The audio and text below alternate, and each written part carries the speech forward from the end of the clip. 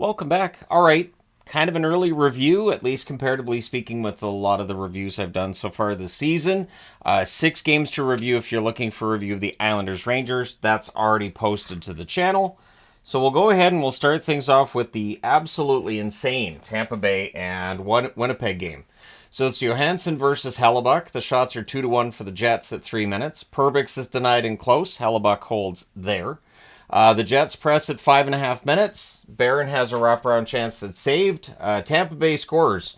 There's a goalie interference challenge, and they decide it's a good goal. I don't know why they decided that was a good goal. I'm just going to be honest. I disagreed with the decision. So Hagel scores that one at 6:49, and it means that Tampa Bay goes to the power play as a result, and they score on it. Point. Barry's one on a good cycle. Kucherov and Hedman with the assists at 8:02. So Scott Arniel's not happy behind the Winnipeg bench, but this is where the Jets show that resilience that they've been showing so far this season. So the Jets press to respond. Connor's denied. Niederreiter's denied on a net drive. The shots are 7-6 Tampa with 8 minutes left. At 12:23, Nemesnikov scores from Morrissey. So that makes it 2-1. The Jets press for another. There's a press by Tampa Bay with 4.5 minutes left. Gensel misses one wide on a net drive. It's 2-1 Tampa after the first. Second period. Point was not on the bench for Tampa, and I've seen a lot of Tampa fans saying they hope he's okay. And yeah, there'll be a news video once we get an update on that, of course. DeMello has a slap shot that's held. Ehlers to Perfetti. There's a near miss there. The Jets press at 3.5 minutes. Radish fires one wide as the Tampa Bay Lightning get some pressure, but the shots are 4-0 Winnipeg 5 minutes in. The fans call one, the referee does not, and then at 5:49, Stanley puts one past a screen from the high slot. Ehlers with the assist. The Bolts look to respond, but Winnipeg decides nope. Some nice passing in close, and Scheifele buries it from Velarde at 7:24. The Jets have their first lead of the game at 3-2. Kupari then has a slot shot that's held as there's a lot of momentum for Winnipeg. However, Tampa Bay answers. Chaffee wires one on the rush from Gensel and Paul at 8:39, so that ties the game up at 3. There's a power play then for Winnipeg. Velarde has a slap shot that's saved. There's a good cycle there.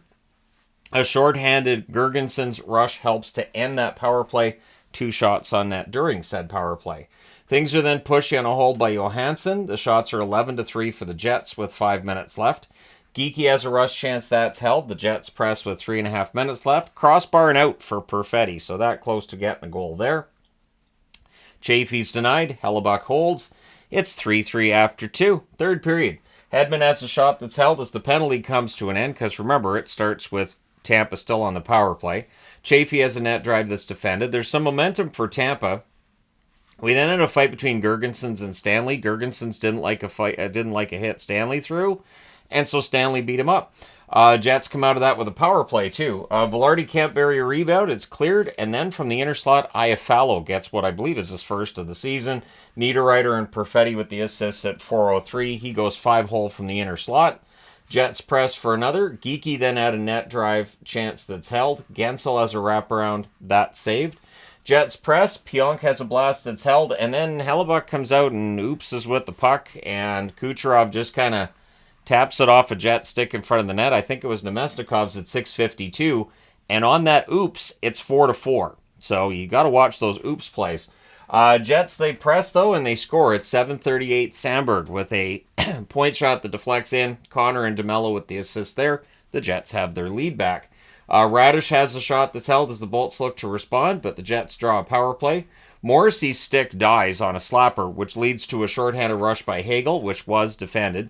The Bolts control after, kill some time. They do kill that off, and then Hagel hits the post. So we were that close to having a 5-5 tie. But they pull the goalie, and at 17:13, Ehlers hits the empty net from Scheifele and Nemesnikov, so they pull the goalie again, and that gets Perfetti an empty netter from Morrissey at 19:23. Your final score is 7-4. I have a no mercy magnet on the board. That would be wrong. Let me go ahead and change to the right magnet. All right, apologies. The 80s magnet is on the board instead. Many apologies. A 7-4 victory. The Jets go to 11-1. I checked. That's a pretty good record. Tampa Bay is 7-5. So rough last few games here for Tampa Bay. Shots on net, 11-9 Winnipeg in the first, 11-5 Winnipeg in the second. Tampa Bay tried for the steal They outshoot Winnipeg 16-12 in the third. Final shots 34-30 for the Jets. Power plays, Tampa Bay 1 for 2, Winnipeg 1 for 3. The hits 31-16 Winnipeg. Johansson 27 saves on 32 shots. Hellebuck 26 saves on 30 shots. And during the game, when it was 2-0 for Tampa, I was watching, my wife's in here watching it with me, and I said to her, at least it's not Vasilevsky. So I said, there's still, it's the Jets. They have this high-flying, high-octane offense. It's not Vasilevsky, and sure enough, they get the win. So there you go. All right, next up. Seattle and Boston. I'm starting to get the feeling that for Boston to win games, this is probably how it's going to go. Low-scoring games, make sure that there's not a whole lot of opportunities for the other team. And I think they did a good job tonight of helping to start building Swayman back up. So it's Decord versus Swayman. It was also Jack Edwards' night. He was in the booth early in the second period talking to the guys and everything. Early jump for Boston. The Bruins would press and they would score. Brazo has a point shot that's tipped in. Or Brazo tips in the point shot. Zadorov and McAvoy with the assists at 3:22. It's 1-0 Boston. In fact, the shots are 3-0, 4.5 minutes in. The Bruins then draw a power play and they score on it. Coyle goes around to Cord and close. Marchand and Elias Lindholm with the assists. That's at 9:57. And it looked like this one might get ugly, but then it just kind of settled down. So the Bruins score, but that's offside. So they challenge it. Yep. I understand why they called it offside. I also would have understood if they had said no, he had control when he went over the line. But it's one of those, it's 50-50 on that call. Boston goes back to the power play. There's a near miss for Frederick. That power play is killed off. Shots are 13-0. Boston with 6.5 minutes left. So, yeah, Seattle had a slow start tonight. There's another power play for Boston. That's killed off. The first shot for the Kraken was with 3:20 left, and it was just a puck that kind of goes to the net. So it wasn't an actual direct shot, and it counted as a shot. And then shortly thereafter, Wright's denied from the slot. So then with 1:47 left, Seattle gets power play. That leads to a shorthanded Coyle rush where he nearly scores, but he does not. So to start the second period with the score 2-0 Boston, the Bruins start by finishing the kill. There was only 13 seconds left in it. Boston presses at 2.5 minutes. They're leading in shots 3-0, 4.5 minutes in. Kraken, very little room. Poitras's denied as the Bruins press.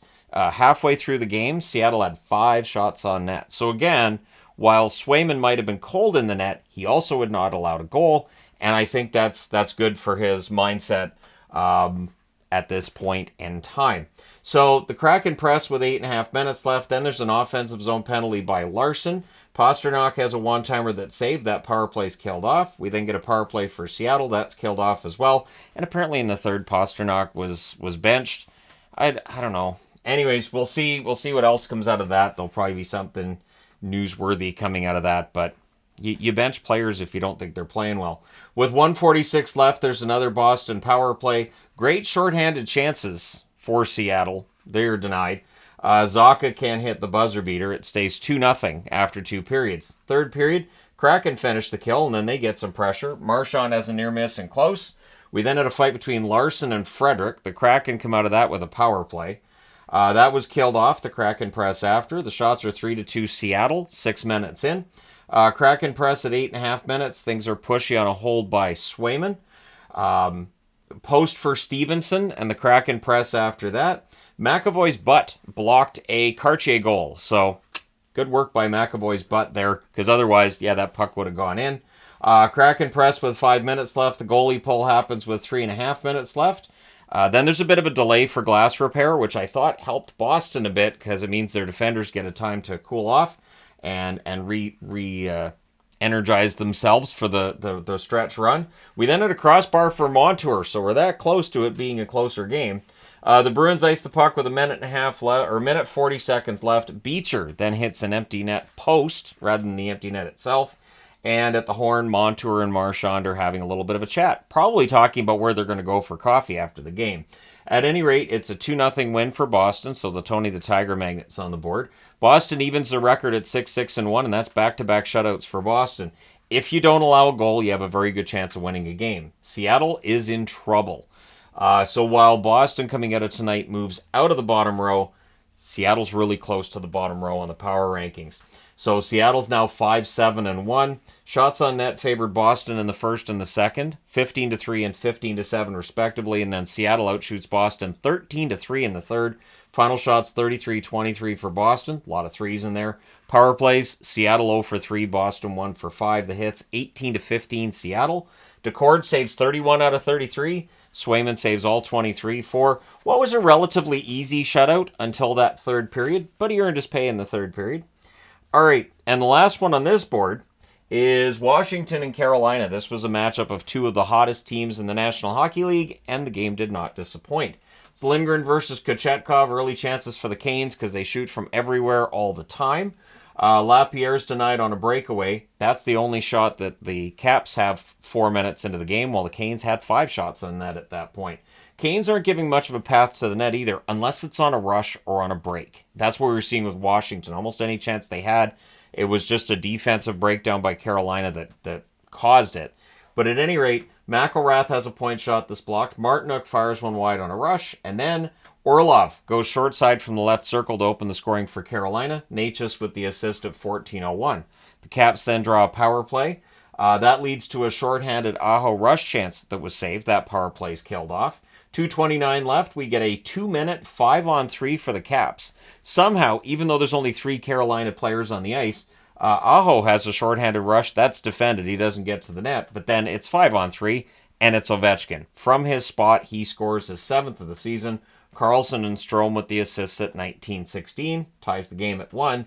And then 33 seconds later, Washington gets the lead. Duhaime scores from Dowd. That's a McNugget minute goal. So if you're a Washington fan and you live in that area, you get, I think it's a free 6-pack of nuggets with a purchase of a meal, I think it is. At any rate, McNugget minute goal. There you go. See, I pay attention. 2-1 Washington after the first, but early in the second period, Carolina ties it. At 2:29, Necas roofs one on a 2-0 break. Good luck Lindgren there. Robinson and Kotkaniemi with the assists. Caps then press to respond. In fact, the shots are 3-2 Washington, 4.5 minutes in. The Canes press at 5 minutes, and eventually they score on that cycle. Orlov with a point shot for his second goal of the game. Necas and Chatfield with the assists at 5:26. And Carolina has the lead back at 3-2. So Stahl then nearly adds another on a rush shortly thereafter.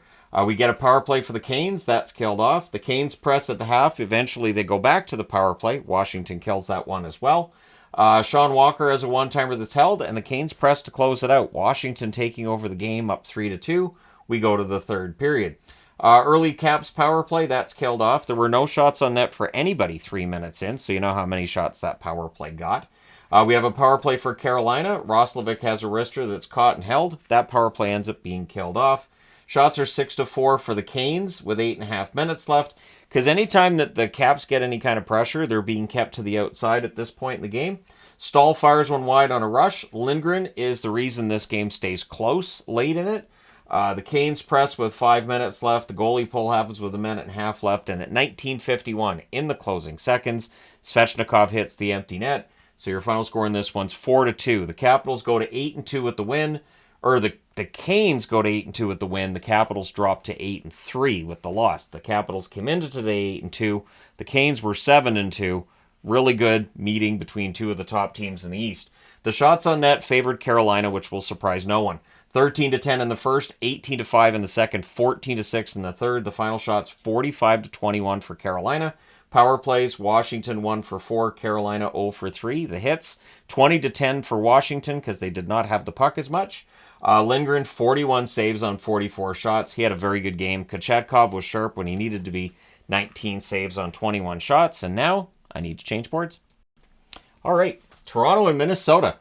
This was entertaining as well. Toronto, I don't know if I believe in moral victories at this point, but Toronto has to be pretty happy with how tonight went. So it's Stolarz versus Gustafsson in this one. Bogosian has a one-timer, that's held. The shots are 1 apiece at 4 minutes. There's a press by the Wild at 4.5 minutes. Did I get the record wrong on that? Let me double check. I certainly did, because I gave both of them an overtime loss point. Bad hockey guy. All right, so Bogosian has a one-timer that's held. The shots are one apiece at 4 minutes. There's a press by Minnesota at 4.5 minutes. Matthews has a chance that's blocked out. The shots are 6-1 for the Wild at 7.5 minutes. So Minnesota's controlling things for the most part. The Wild press at the half. Hartman kicks one in, but it's kind of off Tavares' stick, so when they review it, it counts. Hartman gets that one from Gaudreau and Spurgeon at 10:19. The Leafs press to respond. We get a power play for Toronto. That's killed off, but it had 4 shots.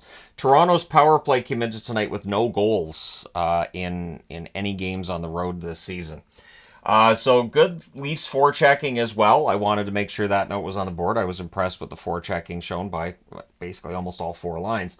Matthews fires one wide on a turnover with 2:02 left. The Leafs get a power play, and they score on it. At 19:06, it's Nylander with a great cross-ice pass by Matthews. He buries it, and Marner with the other assist on that one.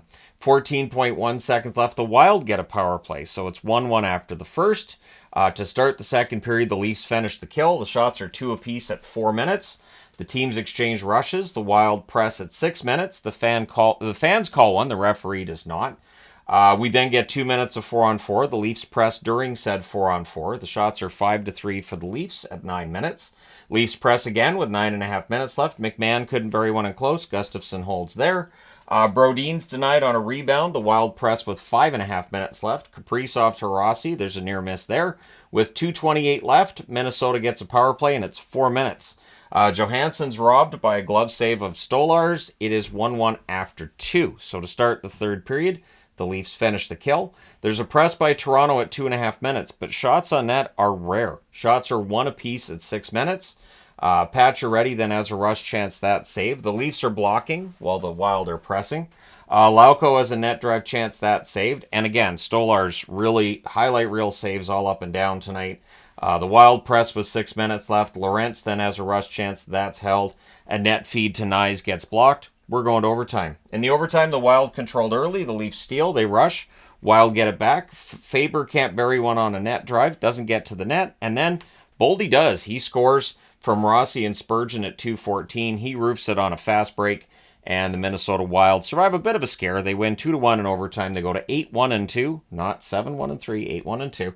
Toronto drops to 6-5-2, but again, I think they'll be happy with this point tonight. Shots on net, 12-11 Toronto in the first, 11-10 Toronto in the second, 11-5 Minnesota in the third, and they had the only shot of overtime. That's all they needed. Final shots, 33-28 for the Wild. Power plays, Toronto 1 for 2, Minnesota 0 for 3. The hits, 30-22 Toronto. Stolarz, 31 saves on 33 shots, and Gustafsson, 27 saves on 28 shots. Entertaining game, though. Speaking of entertaining, the Battle of Alberta, the Oilers and the Flames. So it's Skinner versus Vladar, and it's 20 seconds in. Edmonton gets on the board. Draisaitl from Podkolzin. It's a turnover, and it's buried from the inner slot. Welcome to the game, Vladar. Perry has a wrister that deflects wide. Coleman then had a rush chance that's saved, and we get the dueling chance of let's go Oilers, go Flames, go, back and forth. And also let's go Oilers, Oilers suck. That was out there. I think they did go Flames go and Flames suck. No, that doesn't work. But I know the Oilers suck was one of the ones they did too. It's fun. It's fun to have the dueling chance. Brown has a rush chance turned aside, and then at 8:12, Jeff Skinner buries one in close from Zach Hyman. Hyman started putting up points. It's 2-0 for the Oilers. Rasmus Anderson then has a slapper that's kicked aside. The shots are 8-4 Edmonton with 6.5 minutes left. The Flames press with 1.5 minutes left. The fans call one. The referee does not. It's 2-0 Oilers after the first period. Second period, the Oilers had the early jump, but we get a power play for Calgary. They struggled to set this up early, but at 4:33, they score. Mantha with a tip in front. The question was whether or not it was a high stick. It was close, but I think it was below the bar. Barry and Backlund with the assists, and so it's 2-1 for Edmonton at that stage. The Oilers press to respond, and the dueling chants get resumed at this point. Shots are 5 apiece at 7 minutes. Coleman's denied. Skinner holds there. Huberdeau to Barry. There's a near miss there. The Flames press at the half. The teams exchange rushes. The Flames press are kept to the outside, and Ball prevents Arvidsson from scoring on a wraparound chance. Things are punchy with 1:07 left. The Oilers come out of that with a power play. So that rolls over into the third period. The score still 2-1 for the Oilers. The Flames finish the kill, just the one shot combined for that power play. Brown then has a shot that's kicked aside. The Oilers press at 3.5 minutes. but Sharon Govich ties the game. He gets his first of the season from Kevin Ball at 4:28. It's post and in past a screen. Skinner never saw it. Flames then press for the lead. Fans call one. The referee does not. We then get a power play for the Oilers, and Zach Hyman scores on it, his second in as many games. Nugent Hopkins and Draisaitl with the assists at 10-10. He roofs it from in close. There's a lot of that this year in the NHL. It just feels like, and I mean, there may be a video on this soon, that we're seeing players starting to figure out how to score goals in this league, almost like cheat codes. Those cheat goals that you'd see. Okay, guys, you can't get that. He did the cheat goal. Why are you doing the cheat goal? Anyways, also known as glitch goals too. So there's a power play for the Flames with 7:57 left. That's killed off, and then with 2:18 left, there's too many Flames on the ice. So essentially, that's it, because they have to pull the goalie then for 5-on-5. They did have some chances 5-on-5, and then Janmark scores at 19:56 into the empty net from Draisaitl and Nurse to take any tension left out of this game. The Oilers win 4-2. Both of these teams are 6-5-1. The Oilers, it feels like, are moving up. The Flames, it feels like, are moving down. Shots on net, 10-8 Edmonton in the first, 11-10 Edmonton in the second, 12-10 Calgary in the third. Final shots, 31-30 for the Oilers. Power plays, the Oilers go 1 for 3, Calgary 1 for 2. The hits, 19-13 Edmonton. Skinner, good night for him, 28 saves on 30 shots. Vladar was very good as well, 27 saves on 30 shots. So, yeah, close game, but the Battle of Alberta is now even at 1 game, and they'll meet each other in late March. I don't make the schedule. Not my fault. All right. And the last game to review is Chicago and Anaheim. And I'm just going to say this. I think Chicago is better than they were last year, and I don't think it's particularly close. And I think Anaheim's going to figure something out at some point where they start maybe generating more goals. This is an issue. I thought tonight that they weren't as creative with the puck as they needed to be, but we'll go through it. Soderblom versus Dostal. The Ducks press at 2 minutes. The shots are 2-0, 3.5 minutes in favor of the home team. Good flow, very few whistles. The Ducks press at 6 minutes. Things get pushy on a hold by Soderblom. More Ducks pressure at 9 minutes. We then get a power play for Anaheim. That's killed off. And then Phillips, it was only the third shot of the game for Chicago. He scores from Bedard and Hall at 12:57. He goes top corner past a screen. We then get a power play for Chicago, and they score on it. Teravainen scores from Hall and Vlasic at 16:54. Taylor Hall had a pretty good game tonight. He didn't end up getting a goal, but he had chances. Gauthier has a net drive that's kicked aside. It's 2-0 in favor of Chicago, even though Anaheim controlled much of that first period. Chicago, some good opportunities late, and they're up 2-0. Second period, Hall nearly scores early on in that second period. The Hawks press at 3.5 minutes. The Ducks get pinned down a bit, but the shots wouldn't tell you that. The shots were 5-2 Anaheim 5 minutes in. We get a power play for the Ducks. That's killed off. Bedard has a net drive. That's defended. Leo Carlsson has a rush chance that's held. The Ducks go back to the power play. That's killed off as well.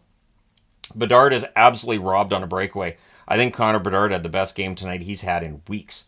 Zellweger fires one high on a rush. That was as part of the storyline for the Ducks. We'll talk about it again. With 2:33 left, the Chicago Blackhawks go to the power play, and they score on it. Jones gets this one from Bedard and Reichel at 18:05, so that's Bedard's second assist of the game, and Seth Jones just buries a one-timer from the left circle. We then had a fight between Maroon and Johnston. It's 3-0 Chicago after 2. Third period, Hall has an early net drive that saved, so Taylor Hall was spring-loaded to start the second and third periods. Back-to-back icings by the Ducks. The shots are 1 apiece at 3 minutes. It gets a little bit spotty here. There's a lot of whistles. Ducks press at 4.5 minutes, and it's the sing-along third period. Some DJs are doing the sing-along songs back-to-back again. Anaheim, we had that tonight. I haven't heard that as much this year, though, as like last season. Last season, by the end of the season, it was getting kind of insane that, like, every building has all of the same sing-alongs. I'm thinking, I mean, okay, but I don't know. It's one of those things I'd like to see it remain unique to certain teams, where, you know, a fan base sings along to a team. Okay, leave that with it. But anyways, whole other discussion. So the sing-along third period, and then the Hawks get pinned. They take a penalty, as teams often do when there's another team pressing. Gauthier, fans on one, and the fans wanted shots. They were yelling shoot. They were not happy. In fact, when this was killed off, the Boo Birds were out. The Ducks missing a lot of shots high. Clearly, that's what they were trying to do with Soderblom, and I was like, just shoot it at him. Just shoot. Just get something on the net, and they do. Again, It's a one-timer, the Trickles 5-hole. It was the 30th shot before they solved Soderblom. Johnston with the assist at 10-16. That makes it 3-1 for Chicago. Ducks press for another. Hall nearly scores on a turnover. So again, Taylor Hall definitely played well tonight. The Ducks press with 4 minutes left. Donato has a 3-on-1 chance that's blocked. And then Donato buries one in close. He remains red hot. I think he's got 6 goals in 6 games now. Bedard and Kurashev with the assists at 17:43. And it was a loose puck. Dostal didn't quite have it. 1:32 left. The Ducks get a power play. They do score on it to make the score a little better. At 19:54, it's McTavish from Terry and Strome. He buries a rebound in close. And at least there's that if you're a Ducks fan. Chicago wins 4-2. They go to 5-7-1 on the season. And the Ducks drop to 4-5-2. They're now below NHL 500. Shots on net, 14-11 Anaheim in the first, 9-8 Chicago in the second, 17-8 Anaheim in the third. They do outshoot Chicago 39-28. Power plays, Chicago scored on both of theirs. So that's why the Ducks lose in regulation. The Ducks go 1 for 5 on theirs. The hits, what are hits? 14-5 for Anaheim. At some point, the NHL is going to come through and just adjust all these hits up like last year. That's my guess. Soderblom had a good night. 37 saves on 39 shots. Dostal was good. Just Chicago had some prime opportunities, and they knew how to score on them. 25 saves on 29 shots for Dostal. So now when I go look at advanced stats, I have a feeling Shesterkin might be at the top of the list, and Dostal would be right underneath him. And I have a feeling if I did another goalie power ranking this week, it would be completely different than last week. But it's a panic index that comes up this Wednesday, so it's a little different. Anyways, thank you guys so much for watching, for all your support. Let me know your thoughts on these games in the comment section below as always. And hey, if you haven't already hit like and subscribe, please do. I will talk to you again soon.